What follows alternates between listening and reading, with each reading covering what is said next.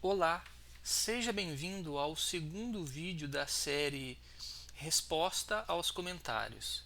O comentário foi feito pelo Robert e ele não foi feito num vídeo que eu postei, ele foi feito num vídeo do canal WR Kids pelo Wagner Rambo.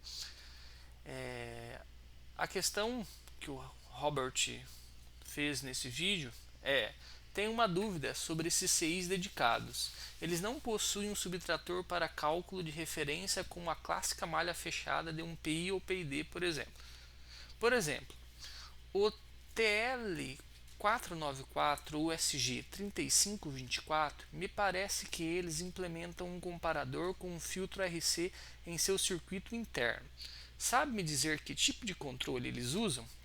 Então eu vi essa questão, eu deixei lá nesse comentário algumas respostas, mas eu acredito que eu não consegui escrever direito. Eu achei por bem, né, para sanar aí qualquer tipo de dúvida, fazer este vídeo, né? Eu trago aqui o datasheet de um CI, né, da família aí da SG35, só que diferentemente do comentário, esse é o SG3525. Eu trago aqui o datasheet de um circuito dedicado para controle de fontes chaveadas e conversores CCCC. Então ele gera aqui o famoso PWM. Este CI gera aí o nosso famoso PWM, que é utilizado aí para acionar transistores em fontes chaveadas, conversores CCCC, né? Então, este circuito integrado ele gera nas saídas 11 e 14 pulsos PWM complementares. E a pergunta é referente como que é possível, né? Como que se pode implementar um controle nesses tipos de CIs dedicados. Então, neste CI específico, no 3525, ele traz aqui o amplificador, que ele chamou amplificador de erro, com as entrada negativa no pino 1 e a entrada positiva no pino 2. A saída você pode monitorar no pino 9, mas ela segue aqui para um comparador. Então este cara aqui, ele trabalha como amplificador e esse cara aqui como comparador. Então, como dito pelo Robert, na clássica eletrônica analógica, utilizando um amplificador operacional, eu posso montar alguns tipos de topologias. Essa aqui, por exemplo, é a topologia de um inversor, um circuito amplificador inversor clássico, né, com a entrada positiva colocada no terminal negativo, né, aterrado, e eu tenho aqui o pino negativo com um resistor formando aqui uma realimentação negativa. Neste circuito, a minha tensão de saída é dada aqui por esta expressão. Se a gente evoluir um pouquinho este circuito para este daqui, ó, para este circuito aqui, qual que é a diferença de um de outro? É que aqui a minha entrada positiva ela é colocada no 0 volts e aqui a minha entrada positiva é aplicada nela uma tensão de referência. Então este circuito na minha saída VO eu tenho esta expressão que me diz qual que é aí o valor disponível na minha saída VO. Perceba que neste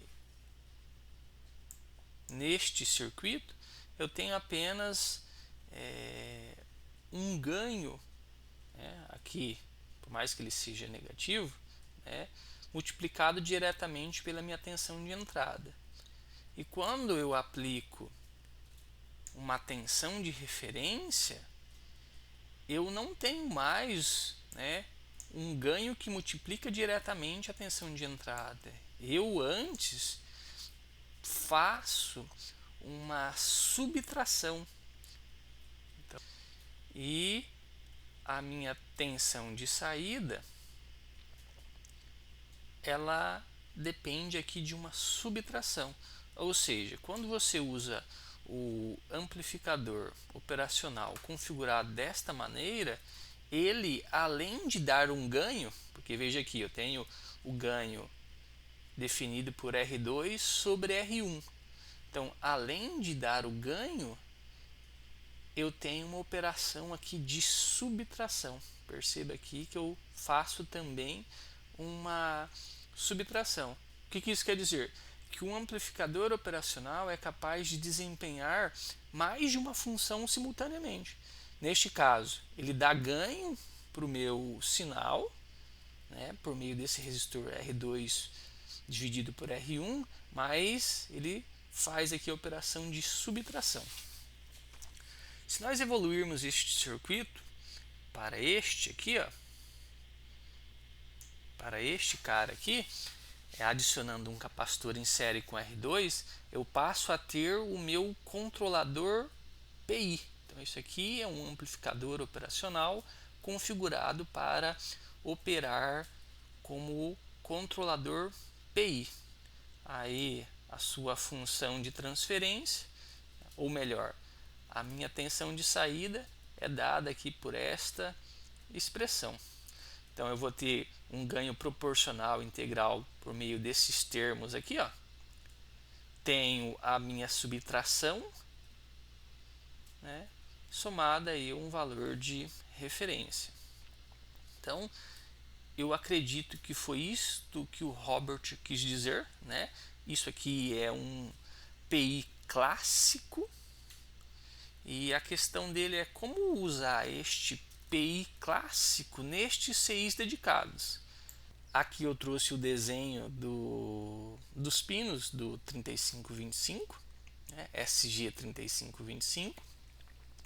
E para não poluir o nosso desenho, aqui está a nossa representação do nosso circuito integrado. Eu retirei aqui o número dos pinos que não são utilizados nesta explicação. Aqui eu representei então o meu CI 3525, representei somente o meu amplificador de erro que tem dentro do 3525, cuja entrada inversora corresponde ao pino 1 e a entrada não inversora corresponde ao pino 2. Então, ó, do nosso desenho, VRF é conectada no pino 2, certo? Aí, ó, eu tenho VIN, que deve ser conectada a um resistor R1 e deve ser conectada ao terminal negativo do meu amplificador interno do meu 3525. Então eu ligo aqui no pino 1. E o meu capacitor, né, é também ligado aqui no pino 1, depois ligado em série com o resistor, conforme a gente pode observar aqui, e a minha saída é ligada aí no pino 9. Então você pode olhar aqui, né, a saída Vout do seu amplificador, mas o objetivo nem é tanto olhar esse sinal. Esse sinal ele é utilizado internamente para gerar aí o nosso pulso PWM a partir aqui da comparação do sinal que vem do meu oscilador, aqui no meu CT. Aqui, se eu olhar com o osciloscópio, é uma dente de serra que oscila entre um valor de 0,9 volts a 3,5 volts. Então, esse sinal dente de serra aplicado no pino positivo do comparador. Na outra entrada negativa, eu aplico aqui, ó, um capacitor externo para formar aí uma soft start, ou seja, uma partida suave. O que significa isso? Que os pulsos PWM nas saídas A e B, eles começam bem estreitos, 1%, 2, 3, 4, 5 e evolui até o valor aí de projeto.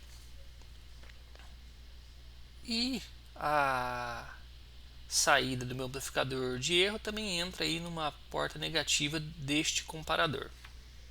Então esta é a maneira de você implementar aí um PI clássico usando um 3525. os valores de R1, C1 e R2, eles vão ser obtidos a partir do momento que você faça o projeto do controlador, né, que será capaz de controlar a planta que você deseja controlar, né? Que na verdade, o que é a planta? A planta é um conversor que você vai controlar, conversor que você deseja controlar. Aqui eu trago a representação de como você pode implementar um PI com filtro. Então, o que é um PI com filtro? Basta você inserir aqui um capacitor em paralelo com essa série C1R2. Aí você vai ter um controlador chamado PI com filtro. Então, com um PI com filtro, você monta ele utilizando o seu 3525 desta forma. Aqui, vamos dizer assim, o meu foco é mostrar como se posiciona os componentes. Aí aqui, se você quiser montar com todos os componentes necessários, né, com 3525, aí você vai ter esta configuração. Aqui é tudo que você precisa ter para gerar um PWM. Aqui eu somei as duas saídas, sabe? Somei as duas saídas. Então eu vou ter um PWM que seja capaz de variar de 0 a 100%. Então estes componentes aqui, que estão desenhados de uma forma diferente, mas eles vão de forma simplificada aparecer desta forma. Aqui é um desenho mais fácil de entender, mas isso aqui é igual a isto daqui. Não precisa se preocupar, porque na nossa segunda fonte chaveada da disciplina Projeto de Dimensionamento de Fontes Chaveadas, eu vou projetar com vocês, vou ensinar vocês a projetar uma fonte chaveada cuja tensão de saída é de 12 volts, 10 amperes, ou seja, 120 watts. E lá eu vou ensinar vocês a como projetar estes componentes, né, aqui do nosso PI. Na verdade, a gente vai montar um PI. Então, eu vou ensinar vocês a projetarem cada um desses componentes e, como a gente já sabe agora como conectar no nosso 3525, nós vamos conseguir, lendo a tensão de saída por meio de um sensor, nós vamos conseguir gerar um PWM que comande aí o nosso conversor CCCC, que da nossa fonte chaveada será um conversor flyback. A nossa segunda fonte chaveada, nós vamos utilizar naquele bloquinho chamado conversor CCCC, o conversor flyback. Se você quiser montar um PID, né, você precisa aí montar os componentes no 3525 desta forma aqui. Quero dar aqui um exemplo da onde eu já usei essa metodologia, né? Então, estas três fontes chaveadas aqui, todas elas, estas duas primeiras, utilizam um PI com filtro e esta outra aqui utiliza um PI para controlar a tensão de saída. Então, eu utilizei esta forma de conexão, que aqui eu apresentei para vocês, para implementar aí um PI clássico nesta fonte chaveada aqui. E o PI com filtro eu utilizei para controlar estas duas outras fontes aqui. O circuito integrado 3525 ele tem muitos recursos para a gente estudar. Só que eu deixarei estes recursos para a parte da nossa disciplina de projeto de dimensionamento de fontes chaveadas.